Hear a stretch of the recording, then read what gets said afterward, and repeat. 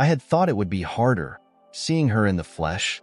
She'd been a memory for 2 years, and a painful memory at that. But somehow, I felt better. I realized that hearing about her, imagining what she had become, visualizing what she looked like after 2 years, was not the same thing. She could have been dead for the past 2 years, and everyone could have been lying to protect my feelings. Crazy, I know, but things like that crept into my thoughts sometimes late at night. I could have used a private detective to get pictures of her, but I couldn't make myself. She had cut herself out of my life. It was stupid. I had forced myself back into her life for just a moment, only long enough to convince myself deep in the part that doesn't accept logic that she was still alive. Well, now I knew, and maybe I still loved her. Maybe I could never breathe the same air again, but we were in the same world.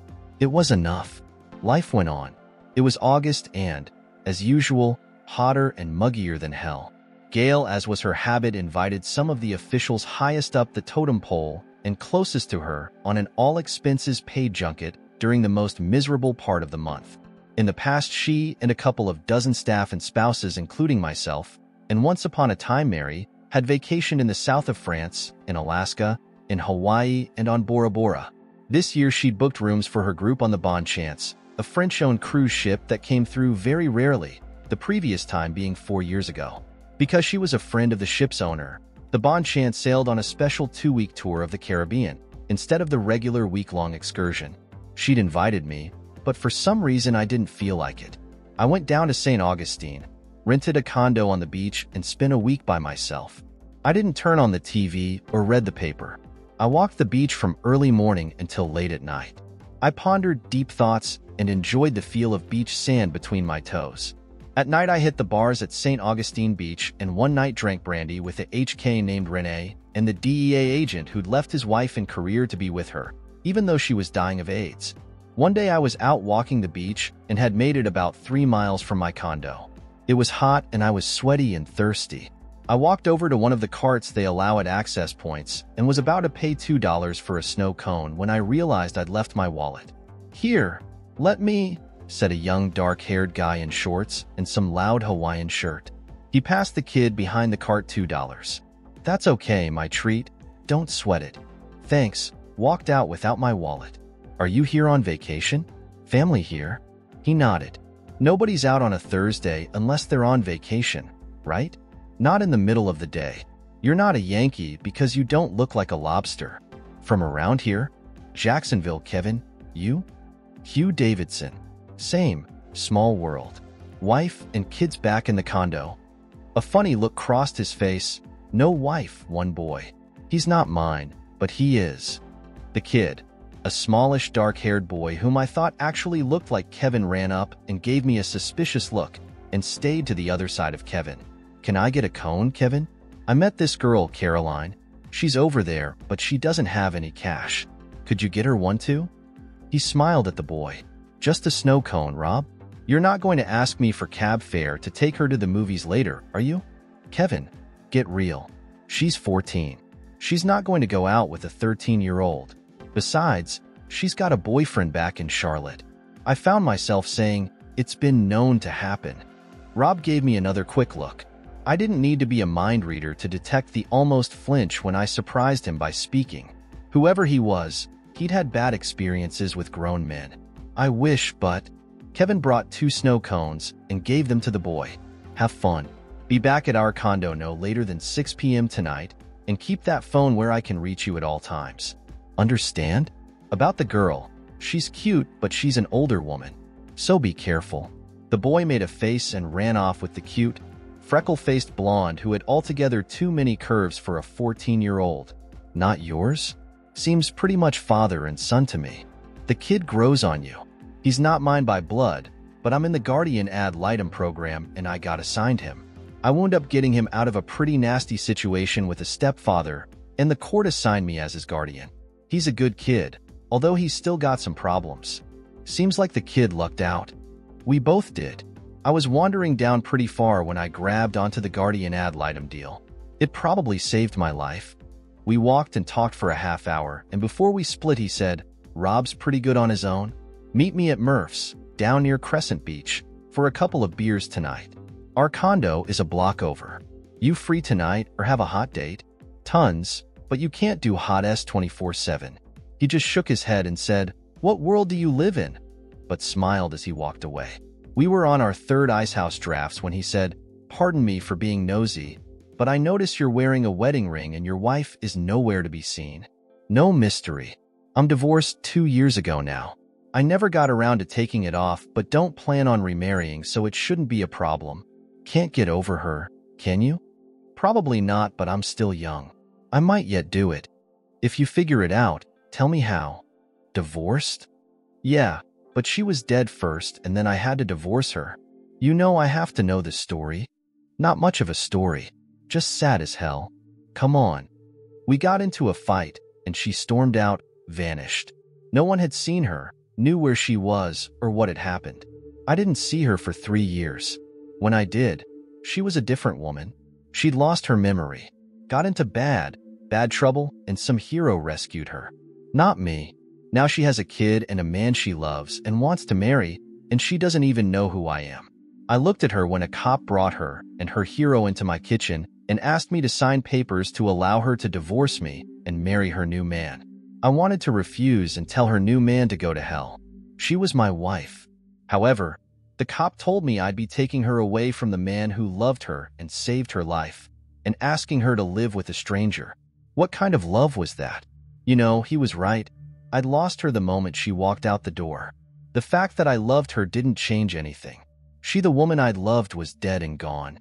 He drained his beer. So I have my job and my guardian ad litem duties, and a 13-year-old teenager to try to keep in line. It's a fairly full life as long as I don't think of what I lost. I clinked my chilled mug against his. Here's to never looking back. In case you think it was nothing but pain and sadness, there were the good stories. For example, the night a man, who sat drinking with one of the most beautiful redheads I'd ever seen, bought me a brandy. When I couldn't help looking at the long, knife-shaped scars on either side of his mouth, he told me the story of how he'd acquired the beautiful redhead and what he called the scars of love. His girlfriend or wife, I never figured out which, stroked the scars with supple fingers and smiled lovingly at him, telling me, "I have to watch this scoundrel like a hawk, Mr. Davidson. Those scars are like catnip to women." He tells me he keeps them as a reminder of how we met, but I know he just likes flirting with strange women. They were in their early 30s at the most, and I had a flash of jealousy almost too strong to stand as I thought of all the years they had to look forward to, while I could only look back. Exactly 1 week after I'd checked into my St. Augustine condo, I walked back into the corporate headquarters of the Hunt Bank and expected that Gail and her group would still be gone.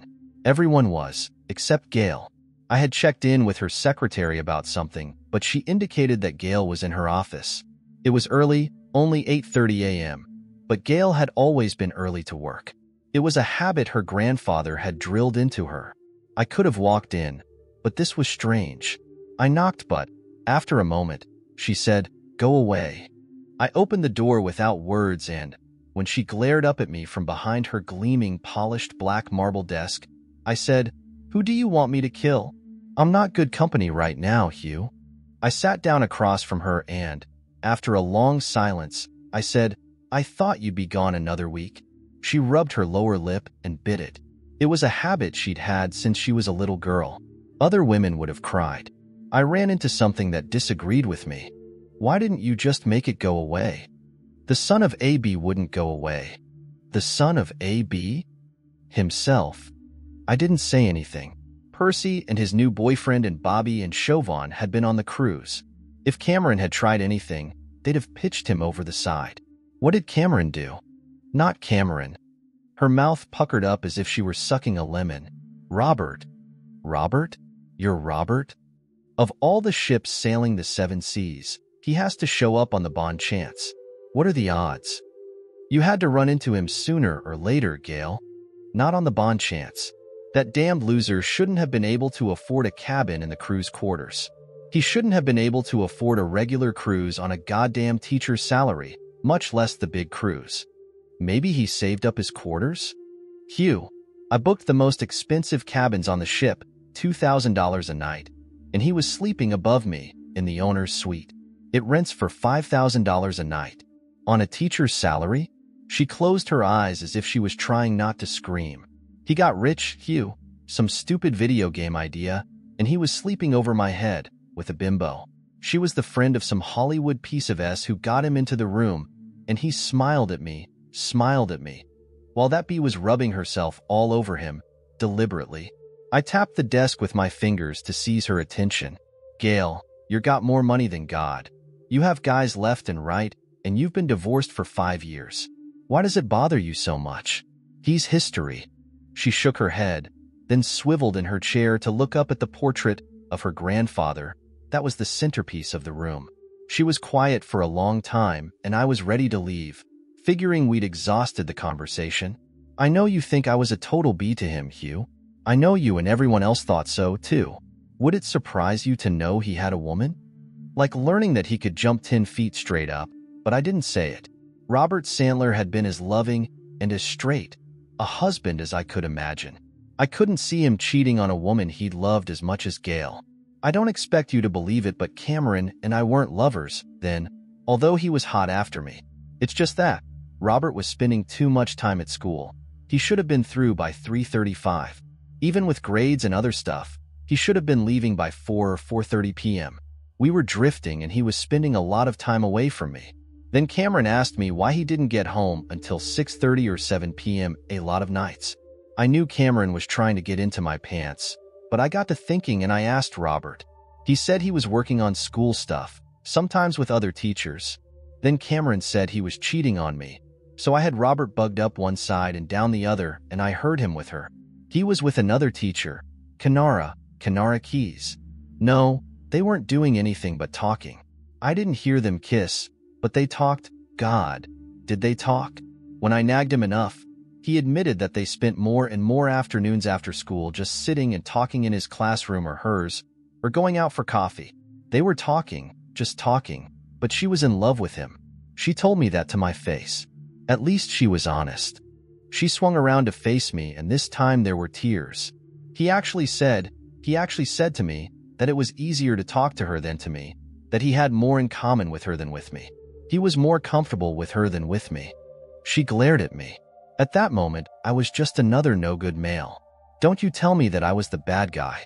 Maybe I F Cameron first, but Robert was involved with that bee, and he could lie all day long that he wasn't in love with her, but I knew better. I knew better from the moment he said her name. He deserved everything he got. From me, from Cameron, from Cameron's friends. He deserved every bit of pain that Cameron put on him. I had never heard that version of the story before. She had obviously never felt the need to enlighten me, even after Mary first left, when we had talked after she rescued me. It did put a vastly different light on it, but whatever the cause, just as with Mary and I, they were history. Want me to kill him? She stared at me for a moment, then couldn't help grinning. Would you please? At your command. After a moment, she shook her head. We are a miserable pair, aren't we, Hugh? Everybody else is able to move on. Why can't we? If it was a test, I'd have scored 0, because I didn't know the answer. It was 2:30 p.m., Thursday, September 17th. I will never forget the day, the hour, or the minute that the phone rang. I was in my office, so I picked it up and my secretary said, Hugh. Her voice broke, and I knew something very bad had happened. She clicked me through and a man's voice came on. It took me a few moments to realize who it was. Simon, what is it? What is it? It's one of those times that make you believe in telepathy or premonition. Before I could make out one word clearly, I knew who it was. Nicole. What's wrong, Simon? What's wrong with Nicole? It's she, Hugh. Come up here. Please. What is wrong? What happened? We're at New York Presbyterian. Nicole, she's hurt real bad. Then his voice broke. A moment later, another man's voice came on. Mr. Davidson? Yes, who is this? What's happened to Nicole? This is Dr. David Sloan. We're here at New York Presbyterian University Hospital of Columbia and Cornell. Your daughter has suffered severe injuries in a traffic accident. How severe? Really severe. She has fractures, and there was substantial damage to the left side of her face. But there's more? We know she's also sustained some degree of brain damage from the accident, We just don't know how bad. You should really get up here as soon as you can. He didn't have to add anything else. Let me talk to Simon again. Dad, just hold it together, Simon.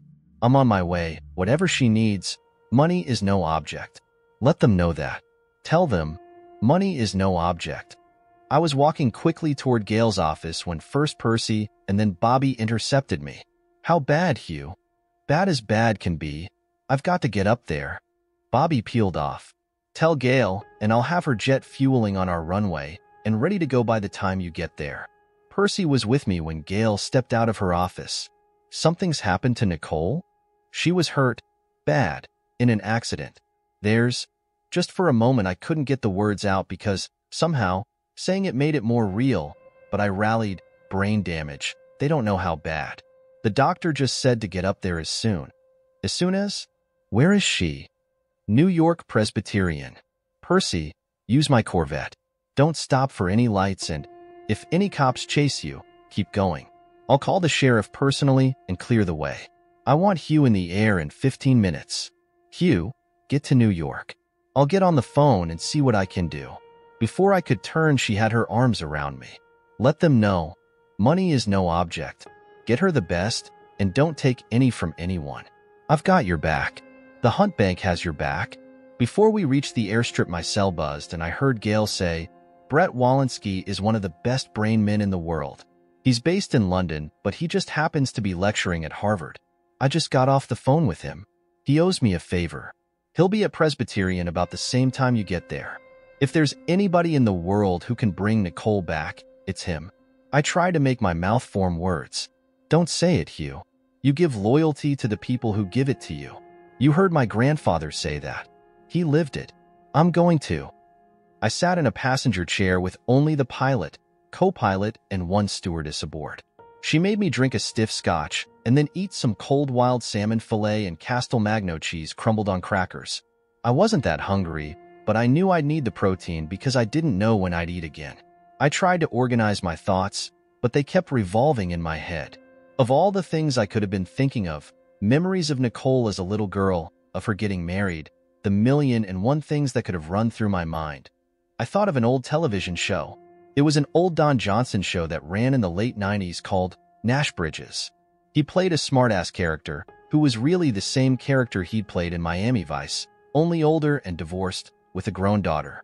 He was Sonny Crockett, grown older and semi-tamed. What stuck in my mind was an episode in which his daughter and another girl had been injured in an accident, but the hospital got their identities confused. A spokesman came out to tell him that his daughter had died. I thought at the time that, for a cheesy formula television show, this one episode drove a needle through the heart of every parent watching. Johnson's despair at the thought of a life after his daughter was gone was real. I kept remembering his anguished cry, "What am I going to do? What am I going to do without her?" I didn't say it, but the same cry kept echoing through my mind. Then I was at the hospital, where Gail already had a private security guard standing at the entrance, waiting to take me directly to the critical care unit where Nicole was fighting for her life. Simon didn't see me until I was on top of him, and when I grabbed him, he held me tight and shook like a leaf. Hugh, where's Austin? He's my mother. She's watching him at her place. Hang on, Simon. My boss got one of the best neurosurgeons in the world on the way here. He'll be here any minute. She'll be in good hands. What happened? He rubbed the tears from his cheeks. She was walking back from lunch. The cabbie, cop said he had a heart attack, jammed the accelerator, hit her just before she reached the curb. She was thrown 30 feet through the air. She was so broken. Just hearing the words, without seeing it, made my stomach turn. Mr. Davidson? Brett Walensky was a tall Brit, wire-haired, big-nosed, and the most beautiful thing I'd ever seen in my life. He was dressed in slacks and an open-necked shirt, under which I saw a large silver Star of David pendant. Gail called me and gave me the details. I've been on the phone with Dr. Sloan and some specialists here. I don't have my team here, but I'll do what I can, and the key people are on their way from London right now. Thank you, doctor. He shrugged. I owe your boss more than I can ever repay her. She came to my aid when I desperately needed a friend. I'll do everything I can to bring your daughter back. No guarantees because it sounds like she suffered an extreme amount of damage, but I don't like to lose patience. It makes me cranky. If you pray, that wouldn't hurt. She was almost on us. Her gaze focused on the doctors and nurses and on Walensky's back when she saw me and Simon. She froze, like the proverbial deer in the headlights. I wondered how she could have gotten here so quickly, unless she was visiting or had changed her place of work from San Francisco to New York. She wore jeans and a blouse, open a few buttons from the top and showing a little bit of tummy. It was 30 years too young for her, but she made it work by looking like a 30-year-old. She wore no makeup, no lipstick, her hair wind-blown, and she was still the most beautiful thing I'd ever seen. Simon looked up and saw her. Mary, Mary. She turned and walked away, first quickly and then almost running. Mary? Simon said to her back, relief turning to confusion. He stared at me and something inside me snapped. I ran through the doors to the critical care waiting section. As I reached the hallway, I saw her almost trotting to the left down a long corridor. A couple of nurses stared at me as I broke into a run, but I ignored them. When I reached the end of the corridor, I looked first to the left and then to the right. To the left was another long corridor gleaming empty under hospital lights. To the right, halfway down the hall, I saw doors marked men and women. The door to women was swinging shut. I walked swiftly toward it, not running because I didn't want to attract too much attention. I stood in front of the door, then pushed it open. A heavy-set woman in nurse's white stood washing her hands in front of the mirror. The door to one of the cubicles was swinging shut. She gave me a questioning look and was starting to say something. I pulled a card out of my wallet and jotted a number on it. I handed it to her, and she accepted it with a questioning look. Get out of here and call this number. Don't tell anyone what you saw. Call the number and tell the person that answers what just happened, and you can expect a fairly comfortable bonus this Christmas. You call security, and your life is going to be a living hell from this moment on. She just stared at me, and I could almost read her mind.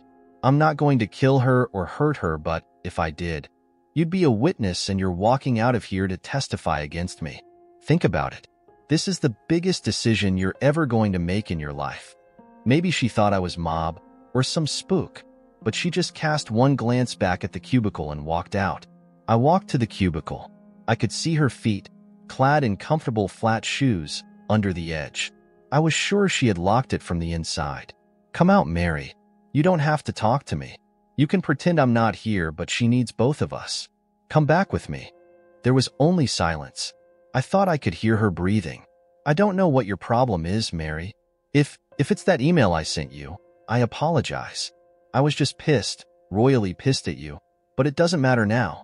We need to go back together. No answer. I am not a dramatic man, not given to dramatic gesture. Still, get away from the door, back up as far as you can, Mary. I won't apologize if you get hurt if you don't. I gave her 30 seconds and kicked it open. The lock broke with a loud metallic clang and the door banged hard against the inside, then swept closed again. I reached out with one hand to push it open. She sat inside on the closed toilet seat, feet under her, her arms closed around them to make her as small as possible inside the stall. She was looking down. Even now, she wouldn't face me. I didn't touch her. I am going back to the critical care waiting area, Mary. You're going with me. You're going to get up and walk with me. You don't have to talk to or acknowledge me. You can stand on the other side of the room, but you are going back now. If I have to, I will pull you by the hair or drag you down this corridor. Don't doubt me, Mary. You are going back with me. Why? One word. The first word I had heard her say in more than 2 years. Because our daughter may be dying. She may die tonight. That little girl may breathe her last. If she wakes up for even a moment before she passes, she is going to see both of us together. If it's the last thing she sees on this earth, she will see us. That's why. I never expected it, but she reached her hand out to me, and I pulled her to her feet. I backed out of the stall and let her pass by me. She was careful not to let our bodies touch. As I stepped out, I saw 2 hospital security guards heading for us, just before they were intercepted by one of the private security men hired by Gail. After a brief flurry of conversation, the 3 men stared at each other, then at the 2 of us walking toward them. Then they turned around and walked away. I followed my ex-wife down the corridor, watching the way her ass swiveled as she walked. I'd always loved that ass.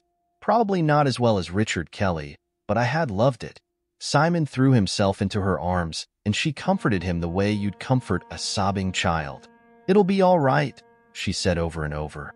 "God couldn't be that cruel, Simon. He isn't that cruel." We sat in the waiting area with another family and watched cable news. Mary ordered a hamburger for Simon, delivered by one of the two security guys bought by Gail.